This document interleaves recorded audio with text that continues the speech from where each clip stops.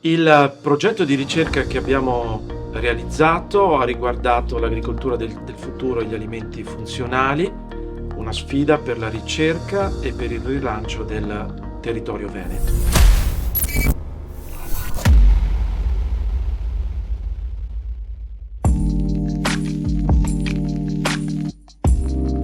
Le linee di attività previste all'interno di questo progetto sono molteplici. Una ha riguardato la difesa fitosanitaria in olivicoltura, nell'ambito della quale sono stati sviluppati piani e metodi innovativi di nutrizione dell'olivo attraverso l'impiego di fertilizzazioni a basse dosi, attraverso l'impiego di biostimolanti che si sono dimostrati sicuri per l'ambiente e che hanno permesso di ottenere risultati applicativi considerevoli, evidenziando l'importanza in particolare del fosforo.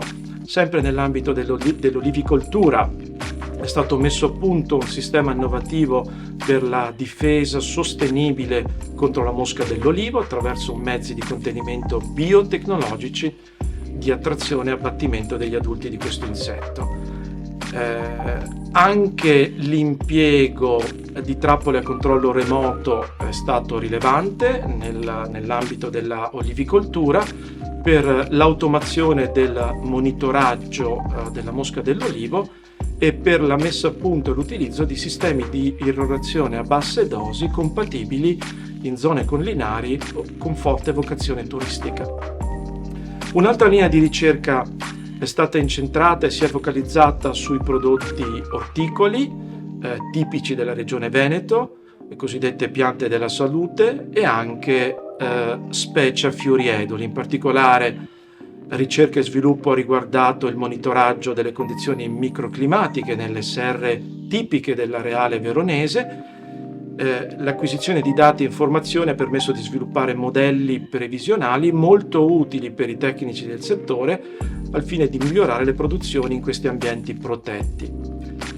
Nell'ambito delle colture orticole sono state anche caratterizzate le proprietà nutraceutiche e organolettiche di prodotti tipici come ad esempio i radicchi veneti o di prodotti innovativi come le specie a fiori edoli. Per queste ultime sono state anche prodotte delle schede descrittive per ogni specifico prodotto alimentare che saranno certamente utili per valorizzarne l'utilizzo e la conoscenza dei consumatori. Per le specie orticole sono state anche applicate tecnologie innovative a livello genetico-molecolare per la tracciabilità dei prodotti agroalimentari, per la tutela della proprietà intellettuale delle varietà, a supporto in modo particolare delle aziende sementiere o vivaistiche deputate alla selezione di queste varietà. Un'ultima linea di ricerca nell'ambito di questo progetto ha riguardato la serra veneta 4.0, o meglio i sistemi di elettrificazione e digitalizzazione finalizzati all'allestimento di macchine agricole in grado di minimizzare l'impiego della manodopera. Una di queste macchine in particolare ha ricevuto un premio nell'ambito di una fiera di settore internazionale proprio nel 2022.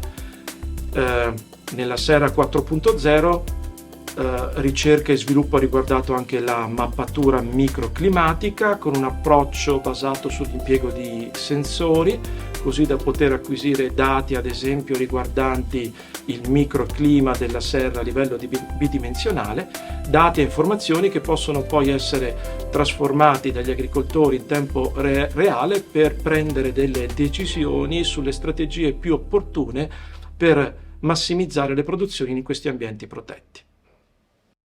Questa linea di ricerca si è focalizzata sul miglioramento dell'azione nutraceutica dei prodotti ittici, in particolare della vongola verace. I prodotti ittici, ed in particolar modo la vongola, è caratterizzata da un elevato contenuto di omega 3, tra i quali EPA e DHA, che hanno un'azione protettiva e benefica sulla salute dell'uomo. Tra i fattori investigati per la valutazione della concentrazione di omega 3 nel prodotto finale è stata valutata appunto il DNA come fattore intrinseco e tra i fattori estrinseci la temperatura, l'ossigeno e i nutrienti disciolti nell'acqua di allevamento della vongola. Queste informazioni risultano essere molto importanti sia a livello regionale che nazionale, proprio perché l'Italia è il principale produttore europeo di vongola verace. In questa linea di ricerca inoltre abbiamo valutato la concentrazione di omega 3 nel prodotto utilizzando una tecnologia rapida, economica ed ecologica, che non prevedeva assolutamente la distruzione del prodotto. Tutte queste informazioni risultano essere molto utili perché ci permettono di valutare e verificare la qualità della vongola nell'intera filiera di produzione a beneficio del produttore e del consumatore, andando anche a valorizzare il contenuto di omega 3 nel prodotto ittico e rendendolo quindi un prodotto maggiormente funzionale. Quali sono stati i principi del progetto? Allora, i principi del progetto sono stati sostanzialmente tre: l'innovazione, l'agricoltura sostenibile e l'economia circolare. E intorno a questi tre principi enti di ricerca e aziende hanno lavorato in modo molto collaborativo. Le finalità del progetto sono state sostanzialmente due: il miglioramento delle proprietà delle colture, delle materie prime e della loro sostenibilità ambientale, con l'idea di mettere a punto un piano di nutrizione e metodi di difesa per le piante a basso impatto ambientale. La seconda finalità del progetto è stata l'individuazione e la caratterizzazione di derivati di matrici vegetali utili a migliorare lo stato di benessere animale, ma anche ovviamente dell'uomo, con l'idea finale di mettere a punto alimenti funzionali.